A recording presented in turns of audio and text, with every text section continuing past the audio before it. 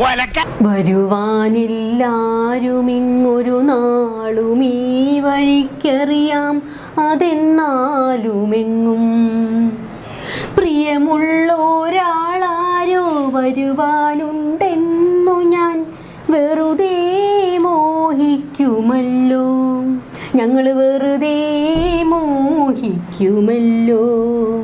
ആര് വരണേ? അതന്നെ AKG സെന്ററിലോട്ട് ആര് വരുന്ന? ആരെയും കാണാനില്ലല്ലോ. എന്താടോ AKG സെന്റർ പൂട്ടിയോ നിങ്ങള്? നമുക്ക് ഭരണം ഇല്ലാത്തോണ്ട് നമ്മൾ ആർക്കും വേണ്ട. അല്ല എന്നാലും ഭരണം ഇല്ല എന്ന് പറഞ്ഞുകൊണ്ട് നിങ്ങൾ മറ്റേ ഭരണം ഇല്ലാതിരുന്ന കാലത്തും അവിടെ നല്ല ആൾബഹളം ഉണ്ടായിരുന്നു, ഇടമായിരുന്നു. അത് പിന്നെ നമ്മളെ എല്ലാരും കൈവിട്ടു. നമുക്ക് വിഷമമൊന്നും ഇല്ല. ഞങ്ങൾ നഷ്ടപ്രതാപം ഒക്കെ പിടിച്ചെടുക്കും. കയ്യിലിരിപ്പോണ്ടാണ് മൂലയ്ക്ക് ഇരുന്നതെന്ന് എന്നാലും സമ്മതിക്കരുത് കേട്ടോ. ഇനി 5 വർഷം കൊണ്ട് അവരുടെ കയ്യിലിരിപ്പ് ഞങ്ങൾ കാണിച്ചു കൊടുക്കും. ഞങ്ങൾ ശക്തമായ പ്രതിപക്ഷമായിട്ട് ഇവിടെ തന്നെയാണ്. ശക്തമായ നിങ്ങളെ കാണാനില്ലല്ലോ. ഞങ്ങൾ ശക്തമായിട്ട് പ്രതികരിക്കുന്നുണ്ട്, നിങ്ങൾ കാണാത്തത്. അത് വീണമോളുടെ കാര്യത്തിൽ നിങ്ങൾ കുണ്ഠിതപ്പെട്ടിരിക്കുകയാണോ? അതെ, കുണ്ഠിതപ്പെട്ടിരിക്കുകയാണ്. ഈടി ആക്രമിക്കേണ്ട ഒരു ആവശ്യമില്ലായിരുന്നു എന്ന് ഗോവിന്ദ മാഷി ഇപ്പൊ പറയുന്നു. ഞങ്ങൾ കിടന്ന് ആക്രമിച്ച് ഇതല്ലായിരുന്നല്ലോ ഉത്തമന്മാരോട് പറഞ്ഞത് ഗോവിന്ദ മാഷി. രാഷ്ട്രീയമായ നിങ്ങളല്ലാതെ ആരേലും ആ ഗോവിന്ദന്റെയും പിണറായിയുടെയും വാക്കും കേട്ടോണ്ട് ഈടിയെ തല്ലാൻ പോവോടോ? അയ്യോ, ഞങ്ങൾ അങ്ങനെ ഞങ്ങൾക്ക് പെട്ടെന്ന് അണപൊട്ടിയ പ്രതിഷേധം. എന്തിന്? അത് പിന്നെ ഞങ്ങളുടെ പിണറായിയെ വീടിനകത്ത് പിടിച്ചു വെച്ചേ. പിണറായിയെ വീടിനകത്ത് എപ്പോൾ പിടിച്ചു വെച്ചായിരുന്നു? പിണറായി തന്നെ പുറത്തിറങ്ങി വന്ന് അന്ന് പറഞ്ഞായിരുന്നല്ലോ മോളെ ചോദ്യം ചെയ്തേന്ന്. എന്നാലും ഞങ്ങൾക്ക് അത് കേൾക്കാൻ പറ്റില്ല. അതിന്റെ ഇടയ്ക്ക് ഞങ്ങൾക്ക് അണപൊട്ടിയ പ്രതിഷേധം. എന്നിട്ട് ഇപ്പൊ എന്തി അകത്തായവരൊക്കെ എന്തി? ജാമ്യം പോലും കിട്ടുന്നില്ലല്ലോ. അയ്യോ, വീണ വിജയനെ വീണ്ടും ചോദ്യം ചെയ്യുമെന്ന് വീണ്ടും പോകുന്നില്ലേ കമ്മികളെ? ഞങ്ങൾക്ക് അറിഞ്ഞൂടാ. അല്ല, കൊച്ചി ED ഓഫീസിലൊന്നും നിങ്ങളെ കാണാനേ ഇല്ലായിരുന്നല്ലോ. അത് ഏത് സ്ഥലം? ശരിയാ അതന്നെ CRPF കയ്യിൽ നിന്ന് നെഞ്ച തോട്ട വീഴൊന്ന് പേടിച്ചായിരിക്കും ഓടിയത് അല്ലേ? അത് പോട്ടെ, മറ്റേ കാത്തു സൂക്ഷിച്ച ഒരു കസ്തൂരി മാമ്പഴം സതീശൻ കൊത്തി പോയി. അയ്യോ, സതീശൻ കൊത്തി പോയി. പിണറായി നോക്കി വെച്ച ഒരു കാരകാരപ്പഴം നോട്ടം തെറ്റിയപ്പോ പോയി. അയ്യോ, വിഴിഞ്ഞം പോയി. നിങ്ങൾ കൊണ്ട് എന്തൊക്കെ മനക്കോട്ടകളായിരുന്നു. 3ാം തവണ അധികാരം കിട്ടിക്കഴിഞ്ഞാൽ വിഴിഞ്ഞം അങ്ങ് അഡപടലം വഹിക്കാമെന്നായിരുന്നു കണക്ക് കൂട്ടിയത്. ഇപ്പോൾ അവിടെ അവർ വെന്നിക്കൊടി പാറിക്കുന്നു. സതീശൻ 4000 കോടിയുടെ മിഷൻ സമുദ്ര പ്രഖ്യാപിച്ചു. അറിഞ്ഞില്ലേ? അറിഞ്ഞു. ഞങ്ങൾക്ക് കടലിലൂടെ കര കയറാം. ബഡ്ജറ്റ് എത്ര പോരാ, തുറമുഖ ഹബ്ബാക്കി മാറ്റുമെന്നാണ് അറിയുന്നത്. അത് പിന്നെ വരവും പോക്കും ഒക്കെ ഉണ്ടാകും.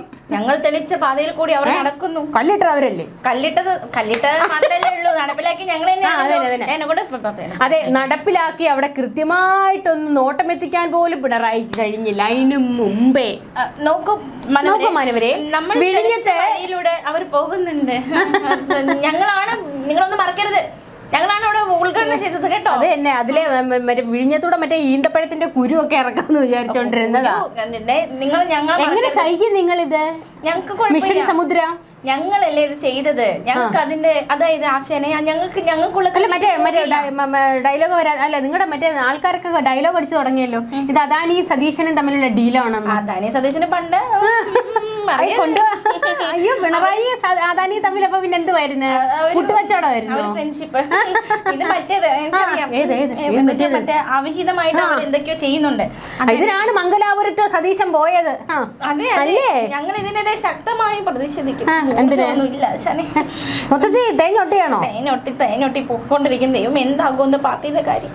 ഇവിടെ ശക്തമായ പ്രതിപക്ഷം എന്ന് പറഞ്ഞിട്ട് നിങ്ങളെ ശക്തമായി കാണുന്നില്ലല്ലോ. ഈടി വന്നിരിക്കുമ്പോ ഞങ്ങൾ എങ്ങനെ ശക്തി പ്രാപിക്കും?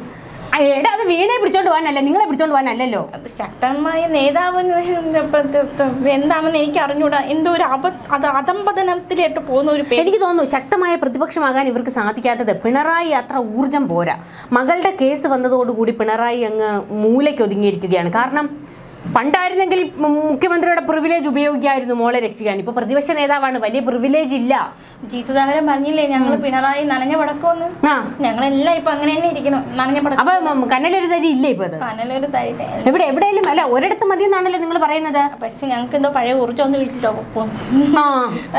ചൂട് ഓ മൈ ഗോഡ്. അല്ല, നിങ്ങൾ വരും സമരമുറകളുമായി ഞങ്ങൾ വരും എന്നൊക്കെ പറഞ്ഞിട്ട് ഈ ബജറ്റ് കഴിഞ്ഞിട്ട് പോലും നിങ്ങളെ ഒന്ന് ഒരു ഊർജ്ജമായിട്ട് നമ്മൾ പ്രതിപക്ഷത്തെ കാണാം. നമ്മൾ ഇതല്ല പ്രതീക്ഷിച്ചത്. ഞങ്ങൾ 2 വാക്ക് പറഞ്ഞായിരുന്നു, അത് കഴിഞ്ഞിട്ട് മീഡിയ റൂമിൽ വെച്ച്. അതുപോലെ രണ്ട് വാക്കേ പറയുന്നുള്ളൂ അല്ലേ? ബാക്കി ഞങ്ങൾ പറയുന്നുള്ളൂ. എവിടെ വിമർശിക്കാൻ ചെന്നിട്ട് പിണറായി മൂലയിലോട്ട് ഒതുങ്ങേണ്ടി വന്നു. മലബാർ ഇതൊക്കെ പറയാൻ, അതായത് ഇതൊക്കെ പറയാൻ പിണറായി ആരാന്ന് സതീശൻ അങ്ങോട്ട് ചോദിച്ചു. DA കുടിശ്ശികയുടെ കാര്യം എന്ത് പറഞ്ഞാലും മാത്രം ഓർമ്മയുണ്ട്. അതെ, എന്തൊരിത് ഇങ്ങനെ ഒരു മുഖ്യമന്ത്രി പറയാമോ? ഞങ്ങൾ കടങ്ങൾ വരുത്തി വെച്ചിട്ട് പോയെന്ന്. ഞങ്ങൾ നാടിനെ വികസിപ്പിച്ചത് അല്ലാതെ കടങ്ങൾ വരുത്തി വെച്ചൊന്നുമല്ല. എത്ര കോടിയുടെ കടവ ഉണ്ടാക്കി വെച്ചിട്ട് ഇറങ്ങിയേക്കുന്നത്? നമുക്ക് ഉണ്ടാക്കാനല്ലേ അറിയുള്ളൂ, നന്നാക്കാൻ അറിയില്ലല്ലോ. കിഫ്ബിയെ വരെ അവര് മൂലയിൽ ഒതുക്കി. അത് സാരമില്ല, ഞങ്ങള് 5 വർഷം കഴിഞ്ഞ് ഞങ്ങൾ കിഫ്ബിനെ തിരിച്ചുകൊണ്ടോ 5 വർഷം കഴിഞ്ഞ് ആര് കൊണ്ടുവരും? ഞങ്ങൾ കൊണ്ടുവരും. അതിന് ആര് സമ്മതിക്കണം? ഞങ്ങൾ അധികാരത്തിൽ വരും. അത് ആര് സമ്മതിക്കണം? ഇവിടുത്തെ ജനങ്ങൾ വീണ്ടും അവർക്ക് ഇപ്പൊ തന്നെ മടുത്തു തുടങ്ങി.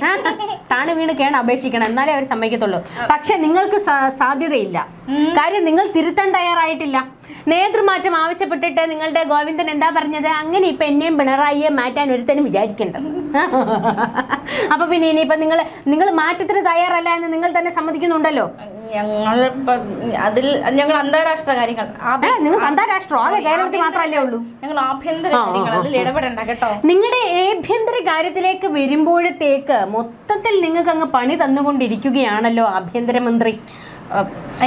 മറ്റേ കാഫിർ സ്ക്രീൻഷോട്ടിൽ ഓരോന്നിനെയായി പൊക്കി തുടങ്ങിയിട്ടുണ്ട്. അങ്ങ് മേലേക്കാണ് എത്തിക്കൊണ്ടിരിക്കുന്നത്. KK ലതിക സഖാത്തിയൊക്കെ ചോദ്യം ചെയ്യാൻ വിളിപ്പിക്കുമെന്നാണ് അറിയുന്നത്. അയ്യോ തെളിയുന്നു. പിടിക്കപ്പെട്ടവരെല്ലാം ഡിവൈഎഫ്ഐക്കാരാ. ഡിവൈഎഫ്ഐക്കാരും ഞങ്ങൾക്കല്ലേ സമുദായം പറഞ്ഞ് വോട്ടുണ്ടാക്കിയിട്ട്. നിങ്ങൾ സമുദായം പറഞ്ഞില്ലായിരുന്നു? ഞങ്ങൾ പറഞ്ഞില്ല. വെള്ളാപ്പള്ളിയെ ചേർത്ത് നിർത്തിയതാരാ? അനിയാ ചേട്ടാന്നും പറഞ്ഞോണ്ട്. വെള്ളാപ്പള്ളി ചേർത്ത് നിർത്തിയത് ശരിയായില്ല.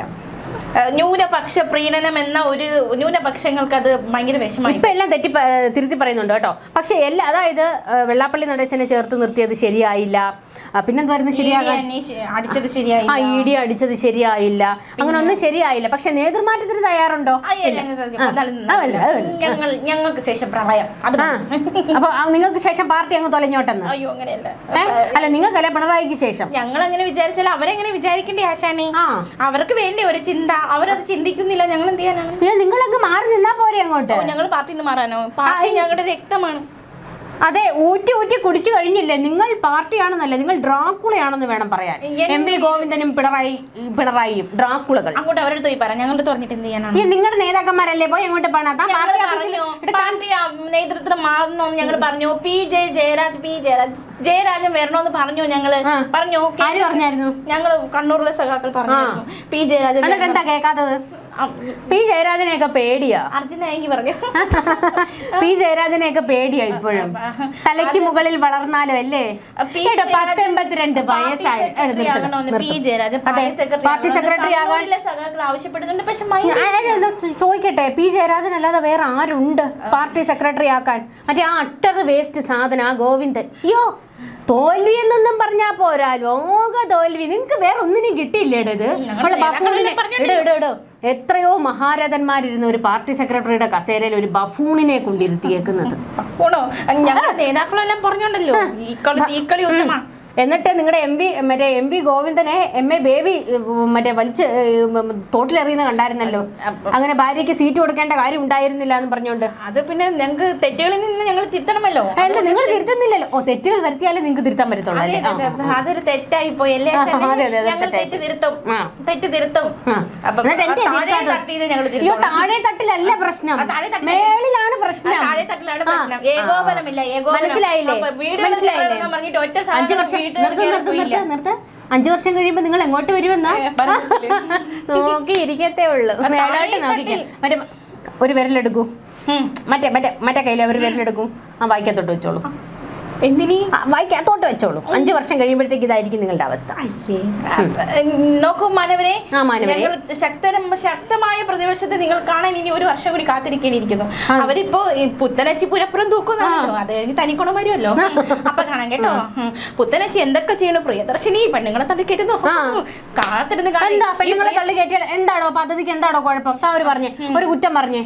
പദ്ധതി നിങ്ങളുടെ ഗോവിന്ദൻ പറയുന്നത് കേട്ടല്ലോ, പദ്ധതി ഞങ്ങൾ ഇവിടെ നടപ്പാക്കില്ലെന്ന്. എന്താ ഞാൻ കുറ്റം പറഞ്ഞാൽ ഫുള്ള് കേൾക്കണം കേട്ടോ. പ്രിയദർശിനി ബസ് ഇവിടെ നിരത്തിൽ മൊത്തം ഇറക്കിയിട്ടുണ്ട്.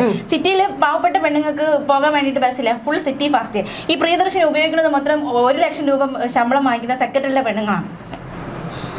സാധാരണക്കാർക്ക് ആർക്കും അത് ഉപകരിക്കുന്നില്ലേ? കുറച്ച് പേർക്ക് വിരലിനാവുന്ന കുറച്ച് പേർക്ക് നമുക്ക് കണക്കെടുത്താലോ? സിറ്റിയിൽ പോയി നിൽക്കണ മുന്നിൽ മൊത്തം പറഞ്ഞ സിറ്റി ഫാസ്റ്റ് ഇത് നോക്കി നിൽക്കാൻ പറ്റും ആൾക്കാർക്ക്, അവരതിൽ കയറിയങ്ങ് പോകും. പക്ഷെ ഈ പ്രിയദർശിനി ഉപയോഗിക്കുന്നത് മൊത്തം നല്ല ശമ്പളം വാങ്ങിക്കുന്നവരാണ്. അതിന്റെ കണ്ണുകൊണ്ട് കണ്ട കാര്യം അതിനോട് ഞാൻ എതിർപ്പ് പ്രകടിപ്പിക്കുന്നു കേട്ടോ. ഈ മറ്റേ ഈ 1 ലക്ഷമൊക്കെ ശമ്പളം മേടിക്കുന്ന പെണ്ണുങ്ങൾക്ക് നാണമില്ലേ? നിങ്ങൾക്ക് ഒരു 15 രൂപ കൊടുത്ത് ബസ്സിൽ പോകാൻ? അയ്യോ, ഞാൻ അങ്ങനെയല്ല പറഞ്ഞത്, അവർക്ക് സൗകര്യാർത്ഥമാണ് ഈ ബസ് വരുന്നതെന്നാണ്. മറ്റേ ഞാൻ പറയട്ടെ, ഇങ്ങനെ ഒരു പദ്ധതി കൊണ്ടുവന്നതിൽ ഞാൻ പൂർണ്ണമായും അതിനോട് അനുകൂലിക്കുന്നു. കാര്യം എന്താണെന്നറിയാമോ?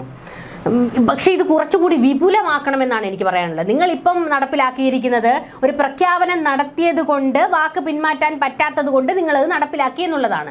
പക്ഷേ ഇത് കൃത്യമായി നടപ്പിലാക്കി കഴിഞ്ഞാൽ, മറ്റ് ബസ്സുകളിലേക്ക് കൂടി ഇത് വ്യാപിപ്പിച്ചു കഴിഞ്ഞാൽ, ഈ രാവിലെയൊക്കെ ജോലിക്ക് പോകുന്ന സാധാരണക്കാരായിട്ടുള്ള സ്ത്രീകളുണ്ടല്ലോ, കടകളിൽ നിൽക്കാൻ പോകുന്ന സ്ത്രീകൾ, വീട്ടുജോലിക്ക് പോകുന്ന സ്ത്രീകൾ, അങ്ങനെ മറ്റേ ഈ അതായത് ഈ പെണ്ണുങ്ങൾ എന്ന് പറഞ്ഞാൽ സ്ത്രീകൾ, അതായത് ഈ സിറ്റി ക്ലീൻ ആക്കാനൊക്കെ പോകുന്ന ചേച്ചിമാരൊക്കെ ഉണ്ടല്ലോ, അങ്ങനെയൊക്കെ ഉള്ള ഒരുപാട് ആൾക്കാർക്ക് ഗുണം ചെയ്യുന്ന ഒരു പദ്ധതിയാണത്. നിങ്ങളത് മറ്റേ ഈ പറയുന്ന പോലെ തന്നെ ഞങ്ങളൊരു പ്രഖ്യാപനം നടത്തിയത് കൊണ്ട് എങ്ങനെ നടത്താതിരിക്കാൻ കഴിയും, അതുകൊണ്ട് ഞങ്ങൾ നടപ്പിലാക്കുന്നു എന്നുള്ള ഒരു മനോഭാവത്തിൽ നടത്താതെ ഇത് കൂടുതൽ വ്യാപകമാക്കി കഴിഞ്ഞാൽ കൃത്യമായും അതിൻ്റെ ഗുണം സാധാരണക്കാരായ സ്ത്രീകളിലേക്ക് എത്തും ഉറപ്പായിട്ട്. ഇതിൽ നിങ്ങൾ രാഷ്ട്രീയം കാണരുത്, ഇതിൽ നിങ്ങൾ രാഷ്ട്രീയം കാണുകയേ ചെയ്യരുത്.